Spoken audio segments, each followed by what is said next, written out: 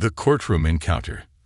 The morning sun painted streaks of gold across the towering facade of the Jefferson County Courthouse. The massive pillars stood as silent witnesses to years of justice and injustice alike. Sarah Mitchell, a woman of undeniable grace and sharp intellect, walked up the courthouse steps with measured confidence. She glanced at her wristwatch. 8:45 a.m., exactly 15 minutes before her scheduled hearing. Punctuality had always been her habit, a discipline forged through years of dedication to her profession. Despite her poised demeanor, Sarah's heart held a quiet frustration. A $75 parking ticket. A minor inconvenience, yet the principle of the matter troubled her. The sign had been partially obscured by construction barriers, and she had photographic evidence to prove it. It wasn't about the money. It was about fairness. As someone who had spent years working in legal ethics and judicial reform, she knew that justice was not always about the law, but about how the law was applied. Dressed in a navy blue blazer and matching pencil skirt, Sarah knew that she stood out in the courthouse lobby, a black woman in professional attire, carrying a leather briefcase, drawing curious glances. She was used to it. The weight of assumptions and silent judgments had followed her from law school to boardrooms. It no longer fazed her. She had earned her place. The courthouse lobby was bustling with movement. Defendants, lawyers, clerks, and police officers all weaving through the security checkpoints. Sarah stepped forward, placing her briefcase on a conveyor belt for the X-ray machine. "Step forward, please," the security officer instructed, barely glancing at her. She did, moving through the metal detector without issue. But as she reached for her briefcase, she caught the subtle shift of an older white woman clutching her purse tighter upon seeing her. Sarah inhaled deeply, the gesture familiar. Fear, discomfort, unspoken prejudice. She simply smiled politely, stepping into the elevator with the others, choosing not to react, but to rise above. Inside the elevator, a young white law student, probably in his mid-20s, stole curious glances at her. She knew the look, the one that silently questioned, "Who is she? What is she doing here?" Sarah ignored it. She had far more pressing matters on her mind. The real test awaited her in courtroom 3C. Inside the courtroom. By the time she reached the third floor, courtroom 3C was already filling up. The air inside was stale, the hum of the air conditioning barely noticeable over the quiet murmurs of people awaiting their cases. Sarah took a seat in the middle row, placing her briefcase beside her. The wooden benches creaked as more people filed in, each waiting for their turn before the judge. Her trained eyes scanned the room, making mental notes of the individuals present. An elderly man nervously tapping his fingers against his knee, a young mother bouncing a baby on her lap, a middle-aged man shifting impatiently, clearly frustrated about being there. At precisely 9:00 a.m., a court clerk stood and announced in a firm voice, "All rise." The Honorable Judge Robert Henderson presiding. The room rose in unison as Judge Henderson entered. His black robe flowed behind him, his silver-rimmed glasses resting low on the bridge of his nose. The deep lines on his face spoke of years on the bench. He was a man who had seen thousands of cases, handed down countless rulings, and, as Sarah already suspected, had likely become numb to the very people standing before him. Sarah sat back down, her fingers tapping lightly against her case folder, third on the docket. She listened carefully as the judge swiftly handled the first two cases. A speeding ticket, the defendant tried to explain, but Judge Henderson barely let him finish before ruling. $250 fine. Next case. An expired registration. Another brief explanation from the defendant, again cut off. $100 fine. Next. Sarah sighed internally. Efficiency over fairness, a common problem in many courtrooms. Then came her turn. Case number TR 224D 782, Sarah Mitchell. She rose to her feet, picking up her briefcase and making her way to the podium. The sound of her heels clicking against the cold tile floor echoed in the room. Judge Henderson barely glanced up. "Miss Mitchell," he said in a bored, dismissive tone. "You're contesting a parking violation from March 15th at 2:45 p.m. on Madison Avenue. How do you plead?" Sarah's Harvard law training kicked in. "Your Honor, I would like to explain the circumstances," she began, her voice measured and respectful. "The signage at that location was partially obstructed due to temporary construction barriers." "Miss Mitchell," Judge Henderson interrupted, glancing at the clock on the wall, already impatient. "The sign clearly states no parking between 2:00 p.m. and 4:00 p.m. Unless you have evidence proving your vehicle wasn't there, I see no grounds for contesting this." Sarah remained composed despite the clear dismissal. "Your Honor, I have photographic evidence showing how the obstruction made it impossible to see the restriction." "Miss Mitchell," Judge Henderson cut her off again, this time his irritation clear. "I've been presiding over cases in this courthouse for 23 years. I know the signage in this district well."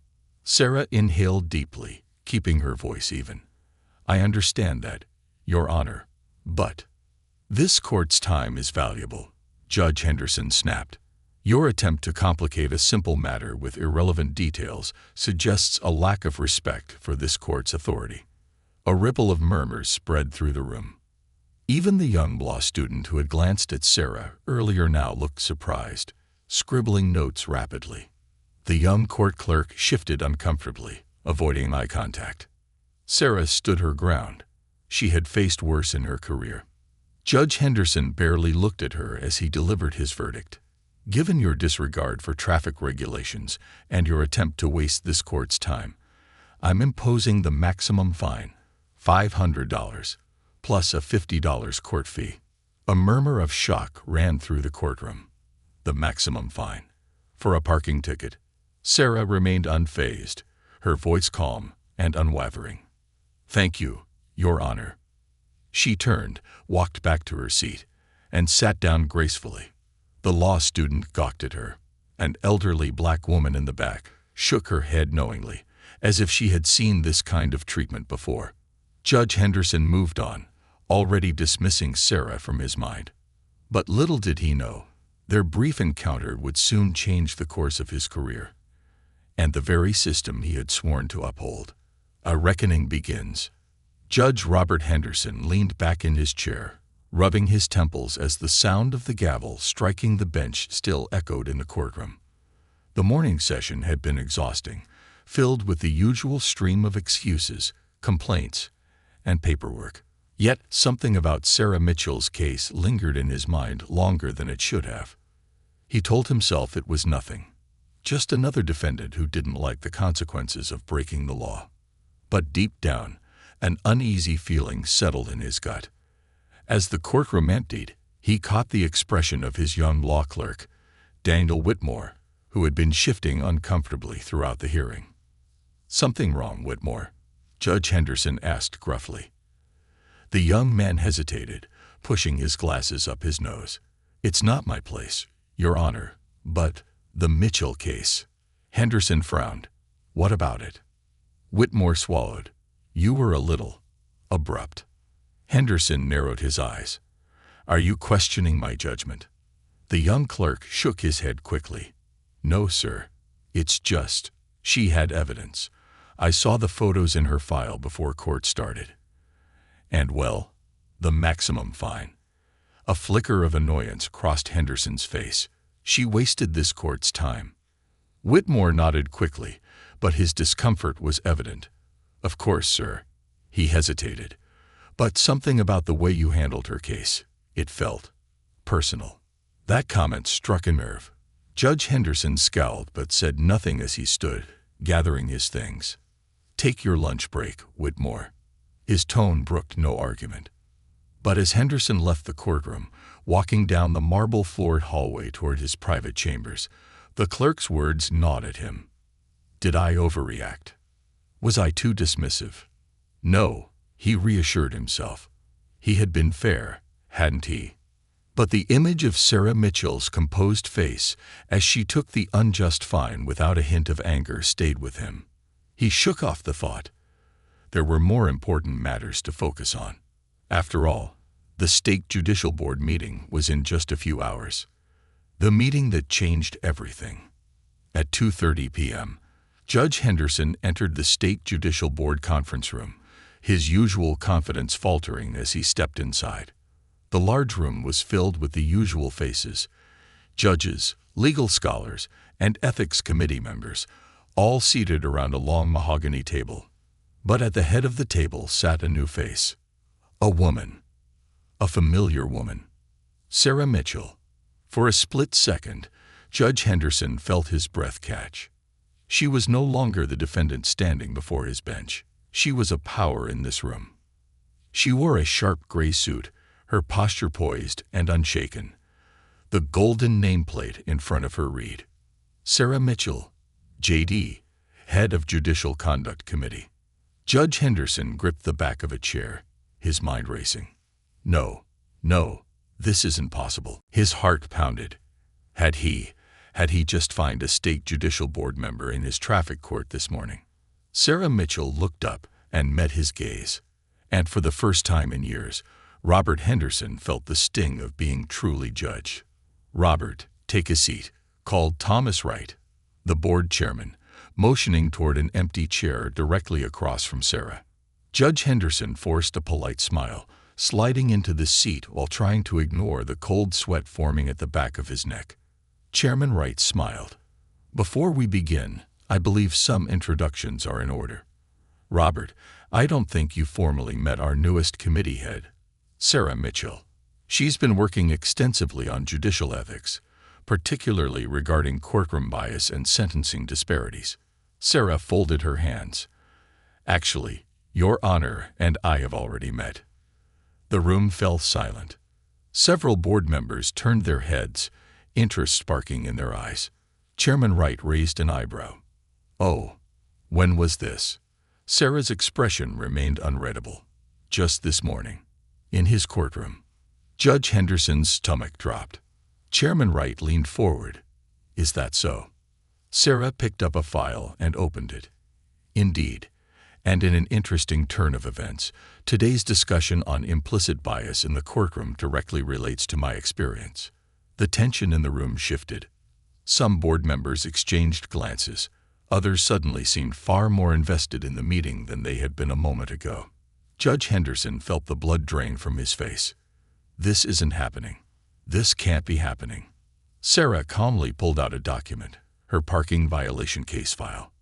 If I may, she continued, I'd like to use my case as an example.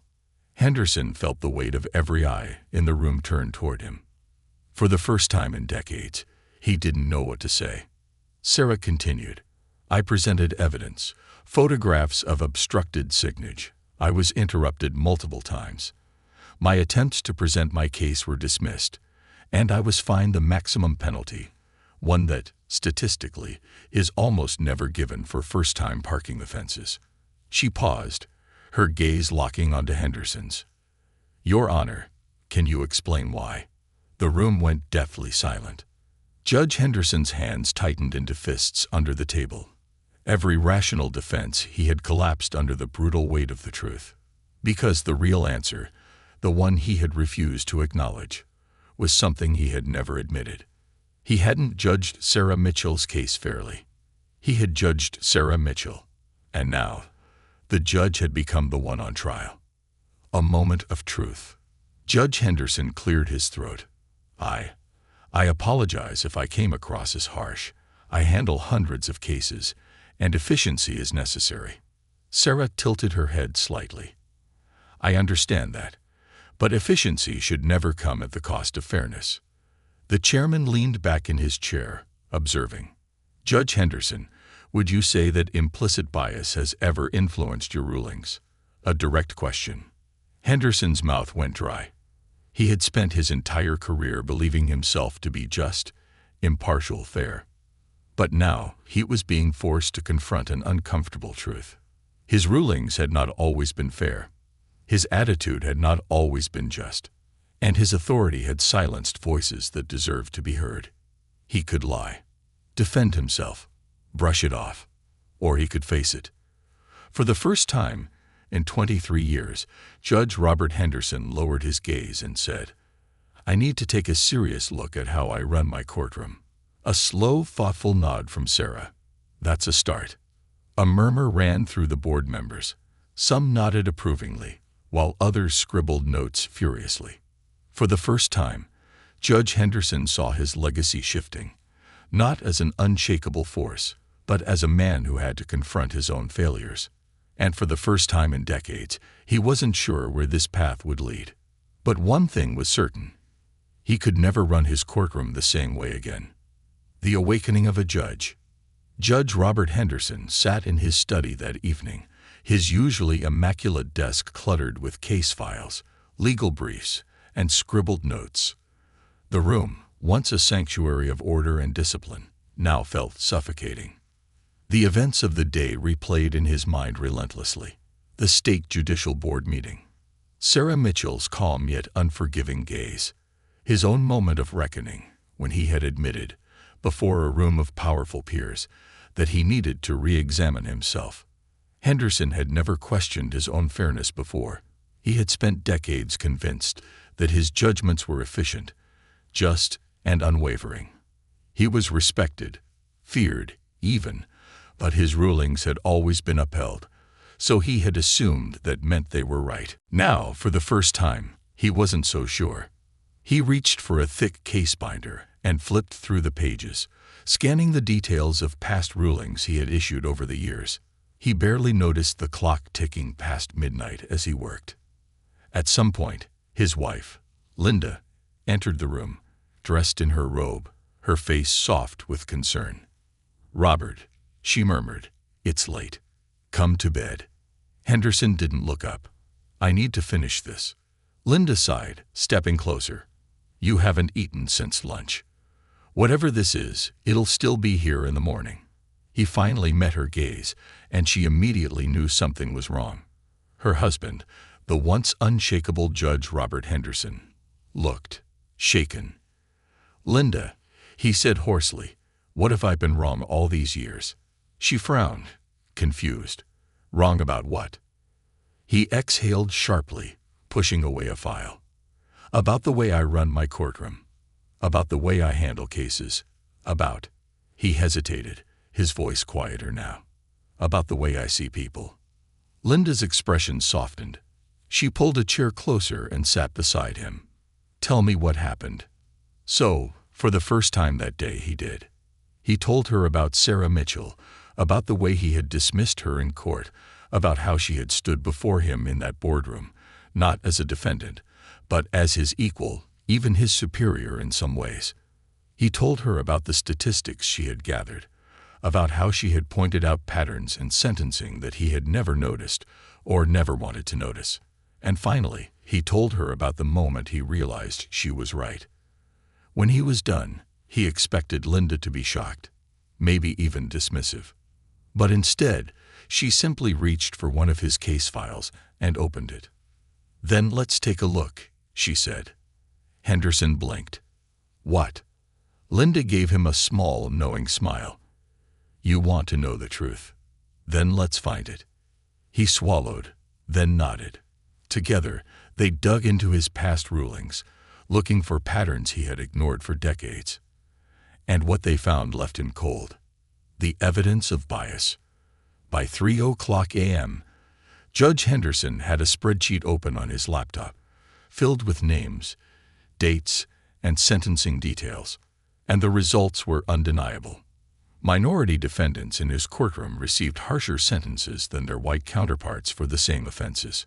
Interruptions during defense testimonies were far more common when the defendant was black or Hispanic. White defendants were more likely to receive leniency, reduced fines, or alternative sentencing. It wasn't a theory anymore. It wasn't some abstract accusation of bias. It was right there. In numbers. In facts. In his own handwriting. Judge Henderson's hands trembled as he scrolled through the cases. His entire career had been built on the belief that he was fair.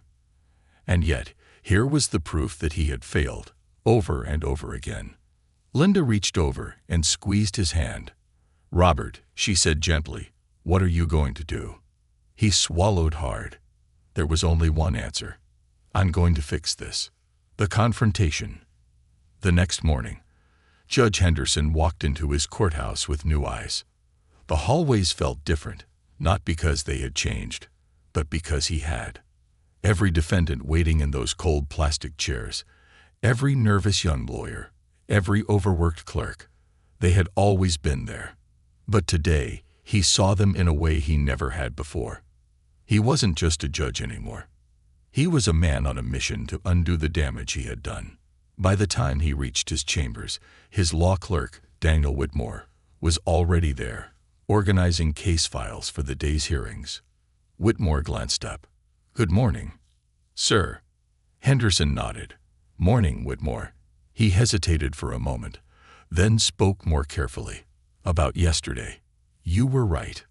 Whitmore blinked. "I was." Henderson took a deep breath. "I mishandled the Mitchell case, and probably a lot of others. I've been reviewing my rulings all night, and I found patterns." The young clerk stared at him, clearly not expecting this level of honesty. "I need your help," Henderson continued.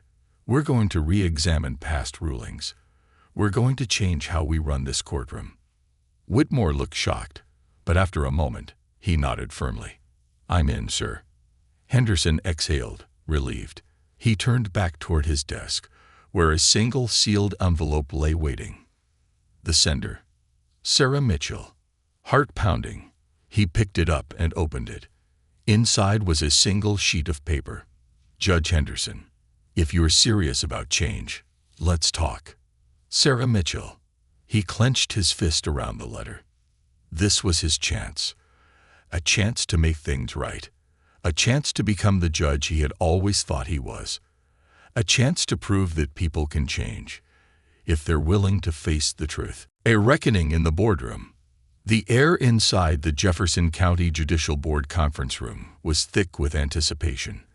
The massive oak table, polished to a mirror shine, reflected the anxious expressions of the judges and legal officials seated around it.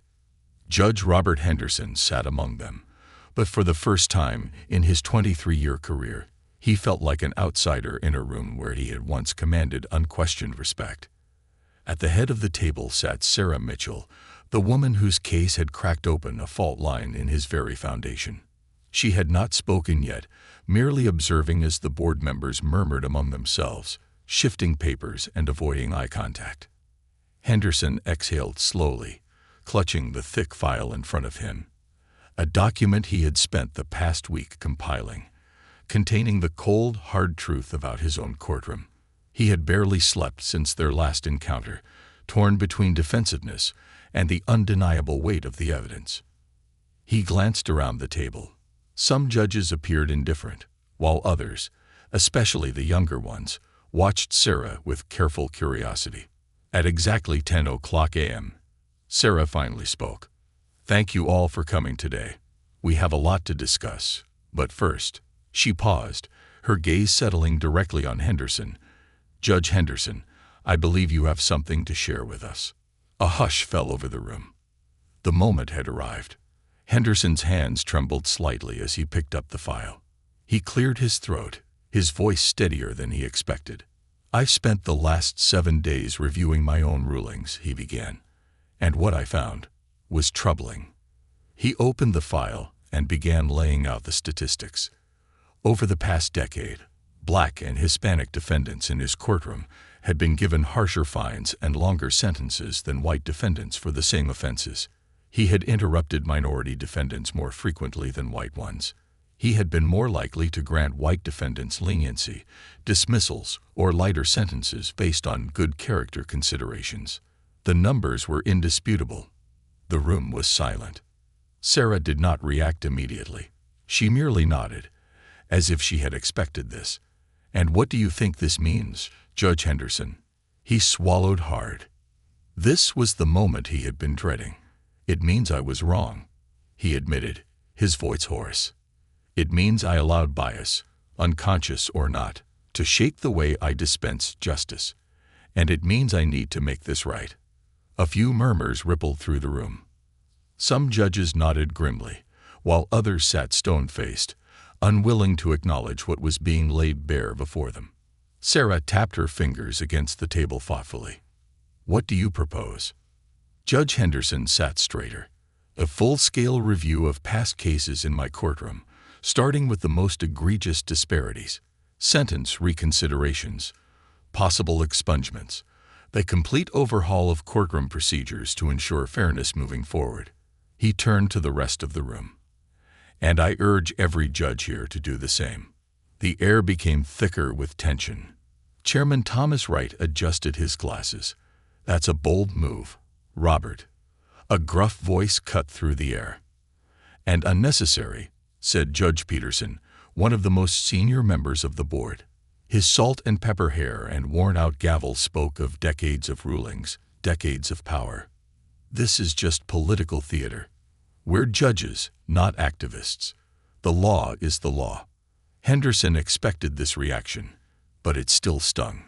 Sarah leaned forward. "The law is supposed to be applied equally, but it hasn't been. We have proof of that." Peterson scoffed. "So what do you suggest?" "That we reopen years of settled cases, rewrite history because people don't like the sentences they got." Sarah didn't flinch. "I suggest we correct history, because a courtroom is not a place for injustice to be quietly accepted. It is a place for justice to be actively served." The room shifted. Some judges looked away. Others leaned in. Henderson exhaled, his mind racing. Then he turned to Sarah. "What if we create a judicial fairness initiative? A mandatory review process for every courtroom in this district." Now it was Sarah who raised an eyebrow. "You'd be willing to push for that?" Yes, the word came out before he even had time to think. But it was true. It was time. The fight had begun. The battle for change begins.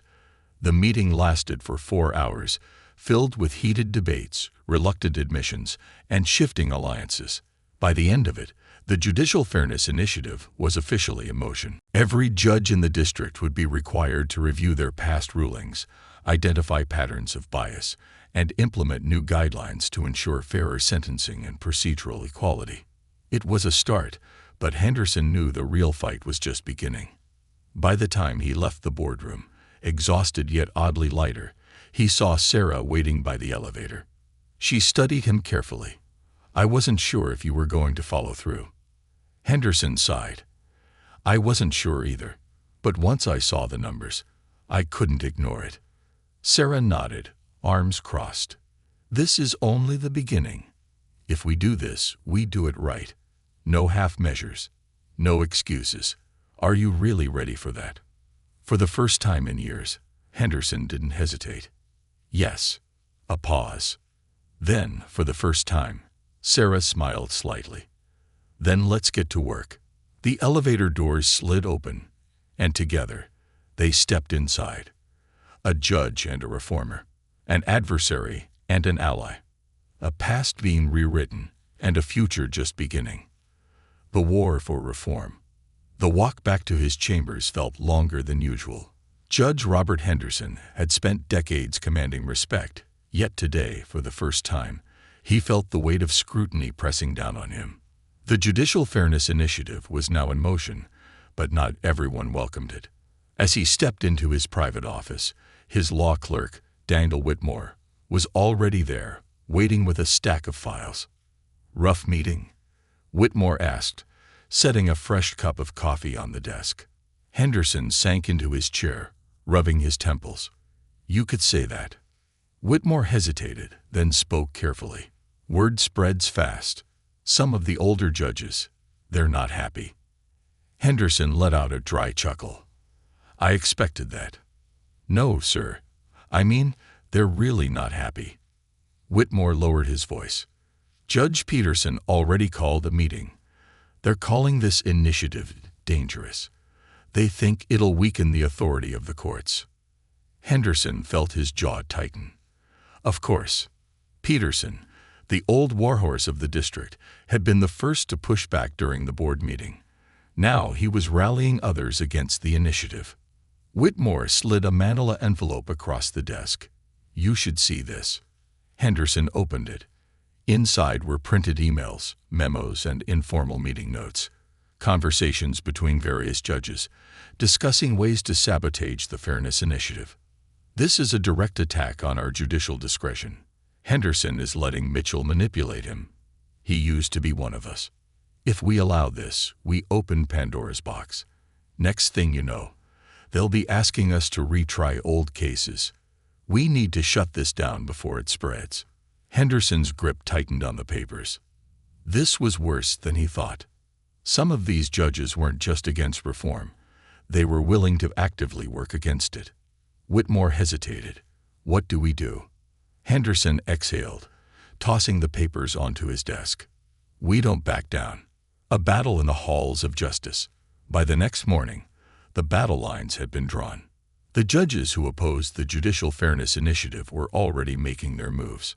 At precisely 9:00 a.m., Henderson received a formal letter from Judge Peterson and 4 other senior judges requesting a re-evaluation of the initiative. Translation: they wanted it shut down. At 10:15 a.m., his office phone rang. Judge Henderson. He recognized the voice instantly. Sarah Mitchell. I assume you've heard, she said without preamble. Henderson sighed. It didn't take long. They're trying to kill the initiative before it starts. I know. Sarah's voice was sharp. We need to push back, hard. I have an idea. Henderson raised an eyebrow. I'm listening. The public reckoning. By 1:00 p.m., Henderson found himself in an unfamiliar position, standing beside Sarah Mitchell at the front of a packed press conference. Dozens of reporters filled the room. Cameras flashed. Microphones were pointed toward them. Sarah stepped forward first. The Judicial Fairness Initiative is not a political move. It is not about undermining the courts. It is about ensuring that justice is actually served. The reporters murmured. Henderson took a deep breath and stepped forward. In my years on the bench, I believed I was fair, but when I examined my own rulings, I realized something disturbing. My decisions that affected real people's lives, showed clear patterns of bias. A wave of silence fell over the room. This was unprecedented, a senior judge admitting fault. Henderson continued, voice steady. If we are to call ourselves judges, if we are to truly uphold justice, then we must be willing to face our own failures. That is why I am fully committed to this initiative, and I challenge every judge in this district to do the same. The room erupted with questions. Judge Henderson, are you saying the system is broken? How many past rulings are you reconsidering? Are other judges supporting this? Henderson stood firm. Justice must evolve. If we refuse to change, then we fail the very people we swore to protect. As the press conference continued, Sarah caught his eye and nodded approvingly. They had just made it impossible for the opposition to bury this initiative quietly. Now, the whole world was watching. The opposition strikes back. By the next morning, the backlash hit full force. Judge Peterson and his allies went into damage control mode, issuing their own statements. The judiciary must remain independent from outside influence. Judges should not be pressured into revisiting past cases. The legal system is built on precedent. If we start overturning old rulings, where does it end? Henderson received dozens of calls from colleagues, some supportive, some furious. Even the governor's office weighed in, calling for a formal review of the initiative. The resistance was strong, but something had changed. For the first time, judges across the state were being forced to confront their biases, and that was a victory in itself, a personal reckoning. That evening, Henderson sat in his study once again. His mind swirled with everything that had happened: the press conference, the backlash, the war he had just started. A soft knock on the door interrupted his thoughts. His daughter, Amy, peeked inside. "Hey, Dad, can we talk?" Henderson gestured for her to come in. She sat across from him, studying his face. "I saw the press conference." Henderson sighed. "I imagine it's all over the news." Amy hesitated. "I just wanted to say, I'm proud of you." He looked up, surprised. Amy, a second-year law student, had often challenged his views on the system. They had argued over dinner more than once about racial disparities in the courts, with Henderson always defending the status quo. Yet now she was looking at him with something he never thought he'd see from her: admiration. "I didn't think you'd ever do something like this," she admitted. "Most people in power never admit when they're wrong." Henderson swallowed hard. "Neither did I." Amy smiled softly. "But you did. And now, maybe things will actually change." Henderson exhaled, feeling a weight lift from his chest. Maybe she was right. Maybe, for the first time, he was finally on the right side of history. The war for justice. The tension in the Jefferson County Courthouse was unlike anything Judge Robert Henderson had experienced in his 23 years on the bench. Whispers followed him through the halls. Cold stares greeted him in the judge's dining lounge. Some of his longtime colleagues no longer even acknowledged his presence. The Judicial Fairness Initiative had turned the courthouse into a battleground. And Henderson, once a respected senior judge, was now viewed as a traitor by some of his peers. But he didn't care. Because for the first time in his career, he wasn't just enforcing the law. He was fighting to make it better. A secret meeting in the courthouse. It was just past midnight when Henderson slipped into courtroom 3C, the same room where this all began. Inside, Sarah Mitchell sat at the defense table, her laptop open, stacks of legal files spread around her. She looked up, arching an eyebrow. "You're late." Henderson exhaled. "I had to wait for Peterson and his people to leave." Sarah smirked. "Fitting. We're running a judicial reform movement like it's an underground resistance." He took a seat across from her, pulling a folder from his coat. "It's worse than we thought." Sarah leaned forward. "What happened?" Henderson slid the folder toward her. "Peterson and his allies aren't just trying to stop the initiative. They're already working on a counterattack." Sarah flipped through the documents. Her expression darkened. Peterson and his allies were drafting a resolution to strip power from the Judicial Conduct Committee. They were lobbying state officials to block any retroactive case reviews. They had started targeting Henderson directly, pushing for an ethics investigation into his sudden activism. Sarah sat back, shaking her head. "They want to make an example out of you." Henderson nodded grimly. "If they can discredit me, they can stop the initiative in its tracks." She closed the folder. "Then we hit first." Henderson raised an eyebrow. "How?" Sarah tapped her laptop screen. "By making this bigger than they ever expected." The first shockwave. The next morning, a bombshell report appeared on the front page of the state's biggest newspaper. Judicial Fairness Initiative faces backlash.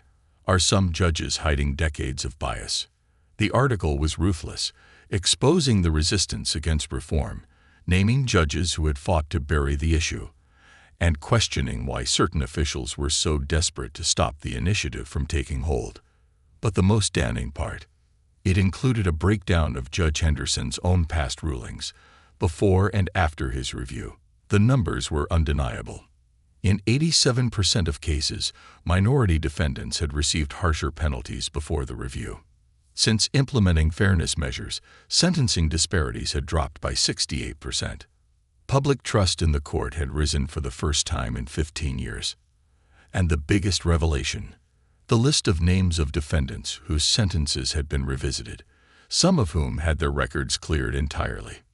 For the first time, the public saw tangible proof of how bias had impacted their own community. And they were angry. By noon, hundreds of calls flooded the courthouse. By 3:00 p.m., protesters gathered outside, demanding statewide reform. By 5:00 p.m., the governor himself issued a statement calling for a deeper investigation into systemic bias in the judicial system. Henderson and Sarah had done it. They had forced the conversation into the public eye, where Peterson and his allies couldn't control it. The backlash hits hard. By the next morning, Judge Henderson received an official letter. Sub GCT, Gent Review of Judicial can-do seat. The committee, under pressure from Peterson's faction, was launching an ethics investigation against Henderson. Sarah read the letter and scoffed. This is a joke. Henderson wasn't so sure. They're trying to make me the villain. Sarah crossed her arms. Then let's remind them who the real villains are. The unexpected ally. That afternoon, as Henderson was preparing for his disciplinary hearing, a knock sounded at his chamber door. He expected another angry judge. Instead, it was Judge Emily Vargas, one of the youngest judges in the district. She stepped inside, closing the door behind her. "I want in." Henderson frowned. "On what?" Vargas crossed her arms. "On the initiative. On the fight. I've been watching, and I'm sick of pretending this system isn't broken. I want to help." Henderson and Sarah exchanged glances. This was huge. Vargas wasn't just a rising star in the legal world. She came from a high-profile legal family. If she backed them, it would bring legitimacy to their movement that Peterson couldn't ignore. Sarah smirked. Welcome to the resistance. The hearing that changed everything. By 3:00 p.m., the Judicial Ethics Committee hearing was in full swing. Judge Peterson sat at the head of the panel, a satisfied smirk on his face. Henderson sat at the defense table, flanked by Sarah and Judge Vargas. Peterson cleared his throat. "Judge Henderson, you have been accused of allowing personal activism to interfere with judicial impartiality. Do you deny these claims?" Henderson leaned forward. "I don't deny that I changed. What I deny is the idea that fairness is a threat to the courts." Peterson frowned. "You have reopened past cases. Do you believe a judge should be able to go back and alter history simply because of new political trends?" Henderson smirked. "That's an interesting choice of words, Peterson, because if history had been fair, we wouldn't need to alter it." A ripple of murmurs spread through the room. Sarah stood up. "If this committee truly cares about judicial integrity, then let's talk about numbers. Let's talk about why some judges are so desperate to stop this initiative." She slammed a folder onto the table. Inside, a list of every judge in the district and their sentencing records. Peterson's name was at the top. His sentencing disparities were worse than Henderson's had ever been. Gasps filled the room. Peterson's face paled. "This is outrageous." Sarah didn't let him finish. "What's outrageous is that you think you can accuse others while hiding your own record. If Henderson is under review, then so are you." Silence. Then, one by one, other judges in the room began to nod. The war had just shifted. Henderson wasn't the one on trial anymore. The entire system was. The judgment that changed everything. The halls of the Jefferson County Courthouse had never been so tense. The battle lines had been drawn. On one side stood Judge Robert Henderson, Sarah Mitchell, and their growing coalition, pushing for the Judicial Fairness Initiative, fighting to correct years of judicial bias and reform a broken system. On the other side was Judge Peterson and the Old Guard, powerful judges who saw the initiative as a direct attack on their authority, desperate to stop the movement before it reshaped the entire justice system. Everything had led to this moment, the final battle for justice, or the end of everything they had fought for. The last stand in the courtroom. By 8:00 a.m., the main judicial hearing chamber was packed. News crews filled the room. Protesters gathered outside. The stakes had never been higher. At the front of the room, Judge Peterson sat in the lead chair, overseeing the Judicial Ethics Committee hearing against Henderson. His expression was calm, confident, but Henderson could see it. The tightness in his jaw, the stiffness in his posture. He was scared, and he should be. Because today, he was the one under scrutiny. The evidence that changed everything. As the hearing began, Peterson cleared his throat. "We are here today to determine whether Judge Henderson's actions, revisiting past cases, calling for systemic change, have compromised his judicial impartiality." A few nods from the older judges. Henderson knew the game. Frame him as a rogue judge. Discredit him. Vary the movement. But Sarah was ready. She stood before the panel, her voice clear and steady. "Before we proceed, I'd like to submit new evidence into the record." She placed a thick folder on the table. Peterson raised an eyebrow. "New evidence?" Sarah nodded. "Yes, a full judicial review of every judge in this district, including their sentencing records, bias patterns, and case histories." A ripple of whispers spread through the room. Peterson's face tightened. "That's irrelevant to today's hearing." Sarah didn't let him finish. "Actually, it's entirely relevant. If this panel is investigating bias, then it should investigate all bias, including yours, Judge Peterson." Gasps. Peterson went pale. Henderson knew then. They had him. The breaking point. A silence hung in the air as Sarah opened the file. She began reading aloud. Peterson's courtroom had the highest racial sentencing disparity in the district. He had dismissed 92% of white defendants' cases for minor infractions, but only 27% of black defendants. In cases with similar charges, black defendants were 5 times more likely to receive jail time. The evidence was overwhelming. The room exploded into murmurs. Some judges shifted uncomfortably. The reporters scribbled furiously. Peterson slammed his gavel, his face red. "This is an outrage. You're smearing my name." Sarah folded her arms. "No, Judge Peterson, I'm holding you accountable." The vote that shocked the system. For the first time, Peterson looked truly afraid. One of the senior judges, Judge Evelyn Carter, cleared her throat. "This changes things." She turned to Henderson. "You admitted your own mistakes. You took responsibility. Judge Peterson, do you have anything to say about yours?" Peterson's mouth opened, then closed. He had nothing. Another judge, Vargas, stood. "I call for a vote." Another ripple of shock. "A vote on what?" Peterson snapped. "A vote on your removal from this committee," Vargas said coolly. "You've been accusing Judge Henderson of bias while hiding your own. That is a betrayal of public trust." Chaos. Peterson looked around, searching for support among his allies. But some of them wouldn't meet his eyes anymore. Henderson knew why. They weren't just scared of Sarah Mitchell's evidence. They were scared of the truth, and for the first time, they couldn't hide from it. The fall of Peterson. The vote was swift and brutal. Peterson was removed from the Ethics Committee.